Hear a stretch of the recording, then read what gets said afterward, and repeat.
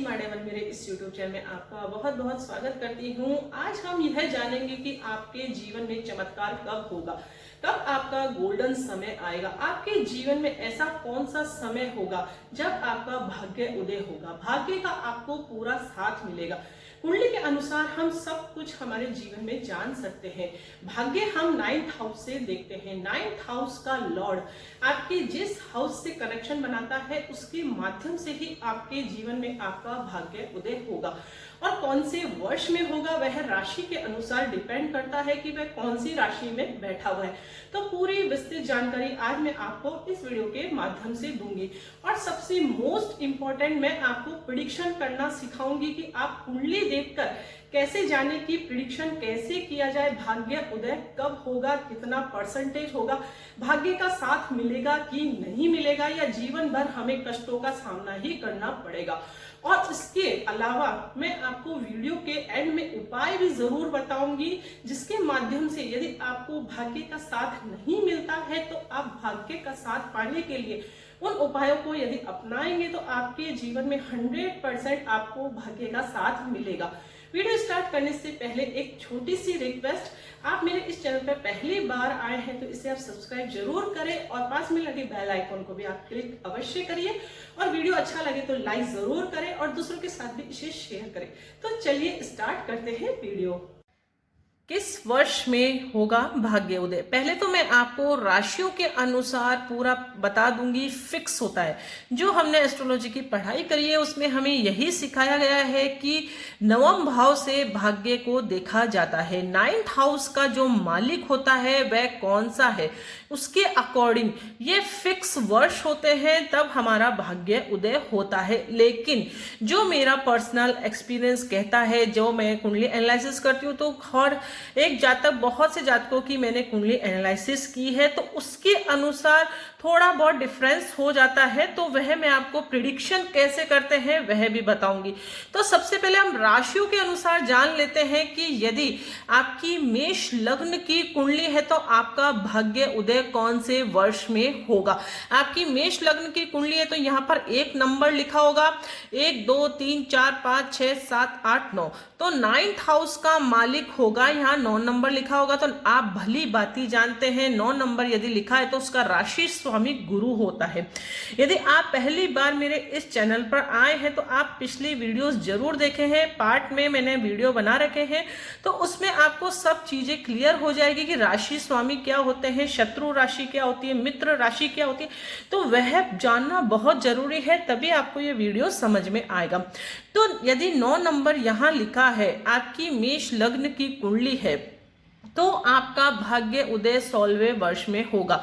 और उसके बाद जब जब आपके दशा अंतरदशा गुरु की आएगी तो भाग्य का प्रभाव आपके जीवन पर बहुत अधिक होगा। किस्मत आपका साथ देगी, जिस भी कार्य में आप हाथ डालेंगे उसमें आपको सक्सेस मिलेगी। 16वें वर्ष के बाद आपका भाग्य उदय होना प्रारंभ हो जाएगा। हम इस तरीके से इसको प्रिडिक्ट कर सकते हैं राशि के अनुसार। ये बिल्कुल सिंपल कॉन्सेप्ट है, लेकिन प्रिडिक्शन किया कैसे किया जाता है वह मोस्ट इंपॉर्टेंट है। तो आप इसे कंटिन्यू बिल्कुल रखें। अब इसी तरीके से आपकी वृषभ राशि है, यहाँ वृषभ राशि है तो यहाँ 2 नंबर लिखा होगा। तो इसी तरीके से भाग्य का जो स्वामी होगा, 9th हाउस का मालिक कौन होगा, यहाँ 10 नंबर लिखा होगा। तो 10 नंबर लिखा है तो यहाँ भाग्य भाव का स्वामी शनि ग्रह होता है। तो शनि ग्रह 36वें वर्ष में जातक का भाग्य उदय करता है, क्योंकि शनि हम जाते हैं कि हमारी कुंडली में सबसे स्लो प्लैनेट्स है। ये 2.5 वर्ष में अपना एक जो घर होता है वह राशि परिवर्तन करता है। तो 36वें वर्ष के बाद जातक का भाग्य यानी कि उसकी किस्मत उसका साथ देगी, उसका गोल्डन टाइम उसके जीवन में आएगा। हर वह खुशी आप उसको प्राप्त होगी जिसका इंतजार उसे वर्षों से पहले था। इसी प्रकार से आपकी मिथुन लग्न की कुंडली है तो आपके 9th हाउस का मालिक शनि ग्रह होगा, यहाँ 11 नंबर लिखा होगा। तो वह भी शनि ग्रह होता है तो उसका भी 36वें वर्ष में भाग्य उदय होगा। इस तरीके से पूरी लिस्ट फिक्स है, आप इसका एक स्क्रीनशॉट शॉर्ट भी ले सकते हैं। तो आप यदि कुंडली एनालिसिस करते हैं, शॉर्ट वे में किसी का प्रेडिक्शन करते हैं, तो आप बिल्कुल सिंपल वे में बता सकते हैं। यदि आपसे कोई प्रश्न करे जाता है कि मेरा भाग्य उदय कब होगा, तो राशि से देखकर आप जान सकते हैं। इसी प्रकार से कर्क राशि है तो उसका यहाँ पर 12 नंबर आएगा। आप काउंट कर लीजिए, मैं बार बार काउंट करके बताऊंगी तो बहुत लेंथी वीडियो हो जाएगा, इसलिए मैं शॉर्ट वे में आपको बता रही हूँ कि राशि से आप देख सकते हैं। या कर्क राशि है तो 4 नंबर लिखा रहेगा, यहाँ पे 4 के बाद 5, 6, 7, 8, 9, 10, 11, 12, तो 12 नंबर वही गुरु होता है उसका राशि स्वामी, तो 16वें वर्ष में होता है। ग्रहों के अकॉर्डिंग यहाँ भाग्य उदय का प्रेडिक्शन किया गया। इसी प्रकार से सिंह राशि है तो आपका भाग्य उदय 28वें वर्ष में होगा। आपकी कन्या राशि तो आपका राशि स्वामी 9th हाउस का जो मालिक है उसका राशि स्वामी शुक्र ग्रह होगा। क्यों? क्योंकि यहाँ 2 नंबर लिखा होगा, तो वह 25वें वर्ष में होगा आपका भाग्य उदय। इसी प्रकार से यदि आपकी तुला लग्न की कुंडली है, तुला राशि है, तो यहाँ पर 3 नंबर लिखा होगा, उसका राशि स्वामी बुध ग्रह होता है और आपका भाग्य उदय 32वें वर्ष में होगा। इसी प्रकार से वृश्चिक राशि है तो आपके 9th हाउस का मालिक चंद्र ग्रह होगा, यहाँ 4 नंबर लिखा होगा, तो आपका 24वें वर्ष में भाग्य उदय होगा। इसी प्रकार से धनु राशि है तो यहाँ 5 नंबर लिखा होगा, 9th हाउस का मालिक सिंह राशि होगी, यहाँ पर उसका राशि स्वामी सूर्य होता है, तो आपका 22वें वर्ष में भाग्य उदय होगा। इसी प्रकार से मकर राशि है तो आपके यहाँ 6 नंबर लिखा होगा, उसका राशि स्वामी बुध ग्रह होता है, तो आपका भाग्य उदय 32वें वर्ष में होगा। इसी प्रकार से कुंभ राशि है तो आपका भाग्य उदय 25वें वर्ष में होगा। और आपकी मीन राशि है तो 9th हाउस का मालिक मंगल होता है, यहाँ 8 नंबर लिखा होगा और आपका भाग्य उदय 28वें वर्ष में होगा। ये तो एक सिंपल सा कॉन्सेप्ट हो गया कि आपने देख लिया कि कौन से वर्ष में मेरा भाग्य उदय होगा, कौन से वर्ष में मेरा अच्छा समय आएगा इस वर्ष में। लेकिन प्रिडिक्शन कैसे करना है, मतलब ये 100% सही प्रिडिक्शन नहीं है कि हाँ कि 36वां वर्ष आ गया भाग्य उदय हो गया, अच्छे अच्छे रिजल्ट मिलेंगे। नहीं, आपकी जो लग्न कुंडली है उसे आप उठाकर देखिए।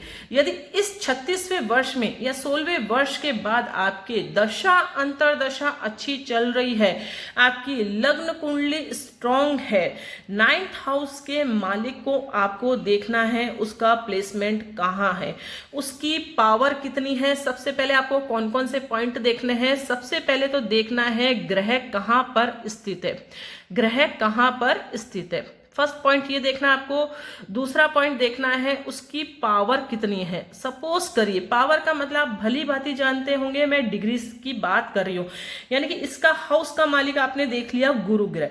गुरु ग्रह की यदि 0 डिग्री हो गई तो भाग्य का आपको साथ मिलेगा ही नहीं, भले ही कितना अच्छा गोचर आ जाए, भले ही भाग्य की दशा अंतरदशा चले, लेकिन जब ग्रह में बल ही नहीं है तो फिर आपका भाग्य उदय कैसे होगा। इसलिए लग्न, आपकी जो लग्न कुंडली है उस पर 100% डिपेंड करता है कि ग्रह में कितना बल है, उसकी स्थिति क्या है, ग्रह कहाँ पर स्थित है, उसकी पावर कितनी है और वह किन किन ग्रहों से उसकी युति है। यानी कि क्रूर ग्रहों से यदि युति हो गई, सपोज करिए गुरु यहाँ पर स्थित है, अब उसकी राहु से यदि युति हो गई, राहु यहाँ नीच का भी हो जाएगा तो चांडाल दोष बना देगा, किसी प्रकार का कोई दोष तो नहीं बना रहा है। इसी प्रकार से चंद्र हो गया, राहु से युति होकर ग्रहण दोष, अन्य बहुत से दोष होते हैं, मंगल दोष, वह तो नहीं बना रहा है।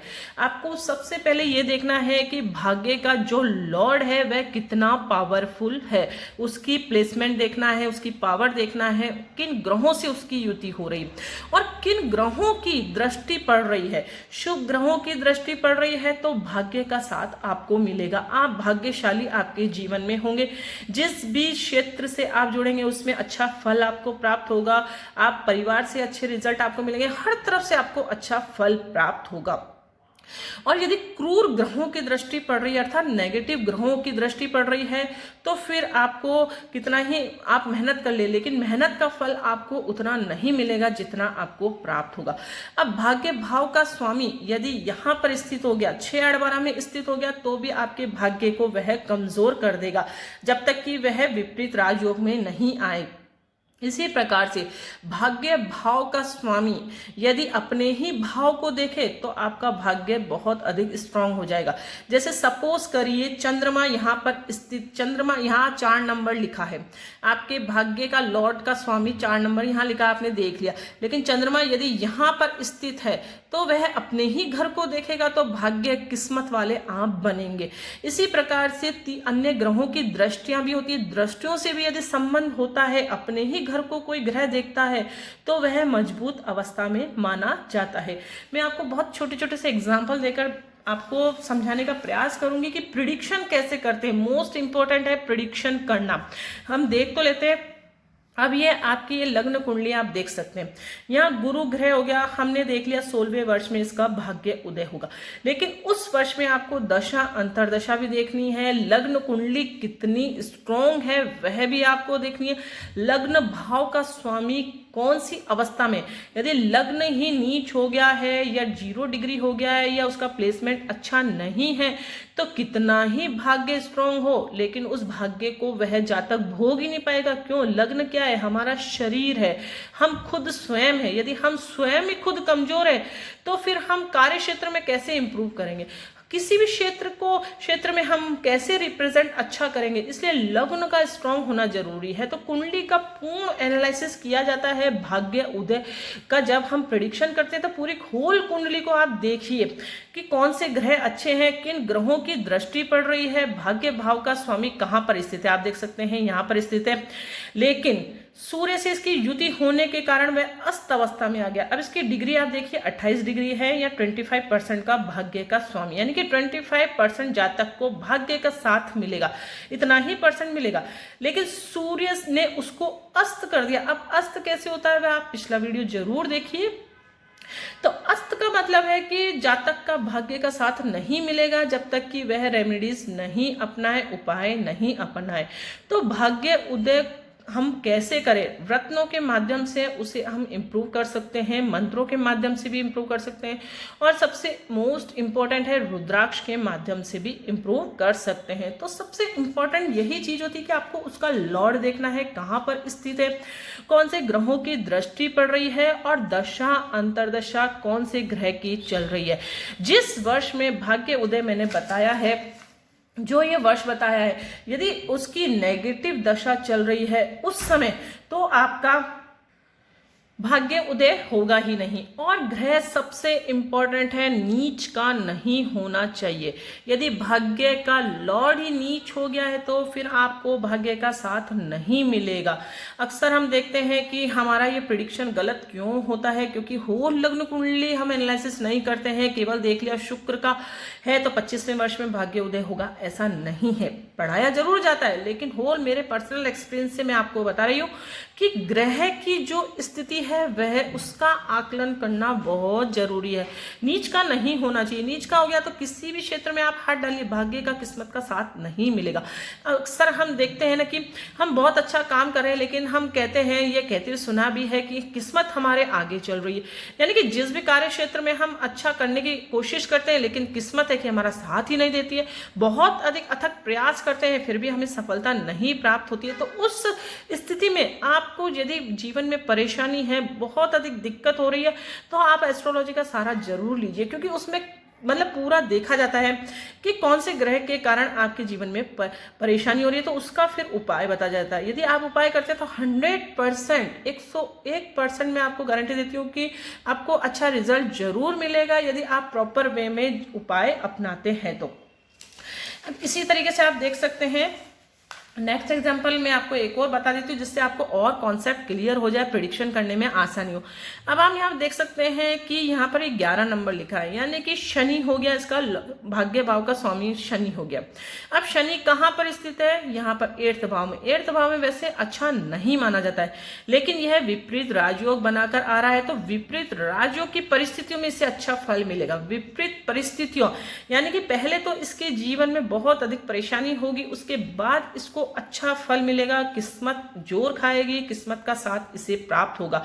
और किस्मत का साथ कब प्राप्त होगा? जब शनि की दशा इसकी चलेगी और अच्छे ग्रहों की दशा चलेगी, तब भाग्य का साथ इसे प्राप्त होगा। हर वह सपना इसके जीवन में साकार होगा जिसका इसने सपना अपने जीवन में देखा है।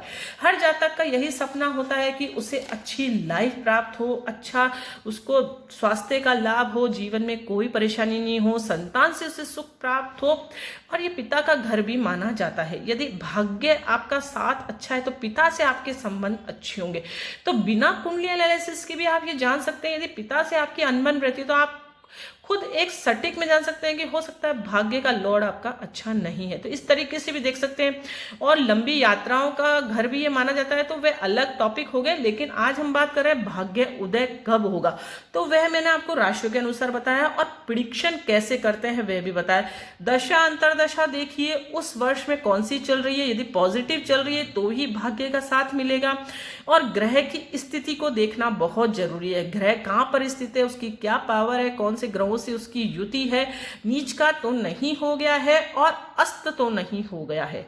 ये फिर 5वां पॉइंट भी जरूरी है।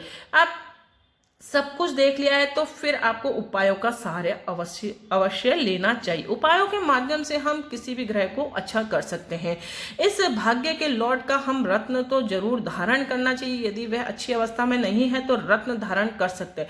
अब रत्न अलग अलग ग्रहों के अलग अलग होते हैं, वह मैं आपको कुंडली एनालिसिस के बाद बता सकती हूँ कि कौन सा रत्न हमें धारण करना चाहिए। ऐसा नहीं है कि इस भाव का रत्न हमने धारण कर लिया, नहीं, ग्रह की स्थिति और चलित कुंडली को देखकर ही रत्न का प्रेडिक्शन किया जाता है। तो रत्न के माध्यम से हम इसका उपाय कर सकते हैं, मंत्र के माध्यम से कर सकते हैं और रुद्राक्ष के माध्यम से। दान कभी भी नहीं करना है, भाग्य का दान कभी भी नहीं करना है। दान बहुत सोच समझ के करना चाहिए हमें जीवन में। ऐसा नहीं है कि भाग्य का लॉर्ड यहाँ पर स्थित हो गया, नेगेटिव हो गया, नीच का हो गया, अस्त हो गया तो दान कर दीजिए अच्छा हो जाएगा। नहीं, कभी भी अच्छे ग्रह जो आपकी कुंडली में उसका दान बिल्कुल भी नहीं करना चाहिए। दोस्तों ये बहुत ही छोटा सा शॉर्ट सा एक वीडियो था, मैंने आप लोगों के साथ शेयर किया है। जो मेरी पर्सनल जानकारी थी वह भी मैंने आप लोगों के साथ शेयर करी है। जो मेरा पर्सनल एक्सपीरियंस था वह भी मैंने आपको बताया कि प्रिडिक्शन कैसे करना चाहिए, कब आपके जीवन में आपका अच्छा समय गोल्डन टाइम आएगा। वीडियो अच्छा लगा तो इसे आप लाइक जरूर करें, दूसरों के साथ इसे शेयर अवश्य करें। कमेंट्स के द्वारा मुझे जरूर बताएं वीडियो कैसा लगा। आपके जीवन में कोई भी समस्या हो तो कमेंट्स द्वारा जरूर बताएं, उसे सॉल्व करने का प्रयास मैं जरूर करूंगी।